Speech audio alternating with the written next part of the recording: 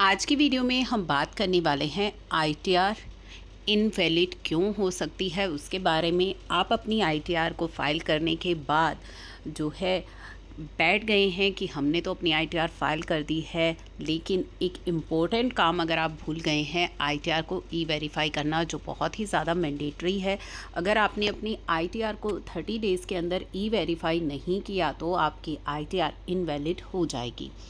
तो अब हम बात करते हैं कि आईटीआर ई वेरिफिकेशन के लिए आपके पास कई सारे मोड्स उपलब्ध करवाए गए हैं। आधार ओटीपी के द्वारा भी आप कर सकते हैं, नेट बैंकिंग के द्वारा भी आप अपने आईटीआर को ई वेरीफाई कर सकते हैं।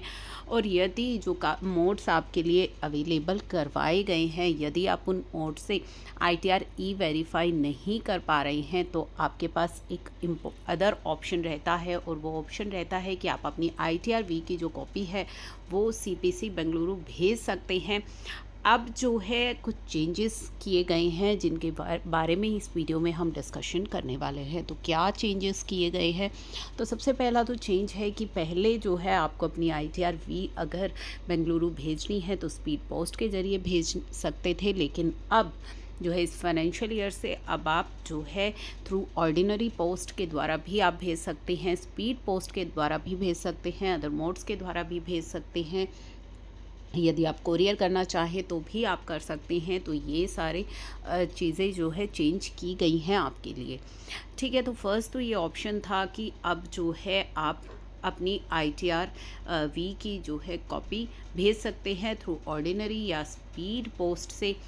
सेकंड जो इम्पोर्टेंट यहाँ पे चेंज किया गया है कि अगर आपने अपनी आईटीआर को 30 दिन के अंदर ई वेरीफाई नहीं किया तो क्या होगा। यदि आपने 30 दिन के अंदर अपनी आईटीआर को अपलोड कर दिया और ई वेरीफाई कर दिया या आईटीआर वी सबमिट कर दी, तो आपकी जो डेट ऑफ अपलोडिंग है, यानी कि जिस दिन आपने आईटीआर अपनी फ़ाइल करी है वही डेट मान ली जाएगी आपकी आईटीआर फाइलिंग की।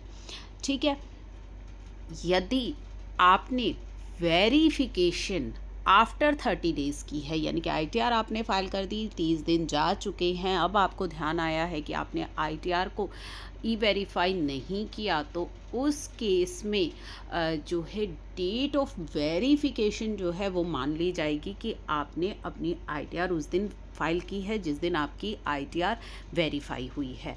और लेट वेरीफाई हुई है तो उस केस में आप पर जो है लेट फाइलिंग के कंसिक्वेंसेस भी लग जाएंगे। तो इसके अंदर भी कुछ चेंज किया गया है कि 30 डेज़ या फिर ड्यू डेट जो है आपकी आईटीआर की विच एवर इज़ अर्लियर, तो आपको वो कर देना है। अब जो ये 30 डेज़ का पीरियड रहता था, थर्ड इम्पॉर्टेंट चेंज जो आपका 30 डेज़ का पीरियड रहता था कि 30 दिन तक आपको अपनी आईटीआर को ई वेरीफाई करना है, वो पीरियड अगर आप अपनी आईटीआर वी को बेंगलुरु भेज रहे हैं तो डेट ऑफ डिस्पैच को कंसीडर किया जाता था, यानी कि जिस दिन आपने डिस्पैच करा है तो वहाँ पे जो है इस पीरियड को कंसीडर किया जाएगा कि 30 दिन में आपने डिस्पैच कर दिया है। लेकिन अब चेंज किया गया है कि जो डेट ऑफ रिसिप्ट है उसे कंसीडर किया जाएगा 30 डेज़ का पीरियड कंसीडर करने के लिए। ठीक है, यानी कि जिस दिन आपने अपनी आईटीआर अपलोड की है उसके 30 दिन के अंदर जो आपकी आईटीआर वी है वो रिसीव हो जानी चाहिए। तो डेट ऑफ डिस्पैच नहीं, अब डेट ऑफ रिसिप्ट जो है कंसीडर की जाएगी, अदरवाइज़ आपकी जो रिटर्न है वो इनवैलिड हो जाएगी। तो ये जो है चीज़ें अब आपको ध्यान में रखनी है, क्योंकि इनवैलिड रिटर्न का आपके पास नोटिस नहीं आता है। तो ये चीज़ें आपको ध्यान में रखनी होंगी जब आप अपनी आईटीआर को फाइल करेंगे।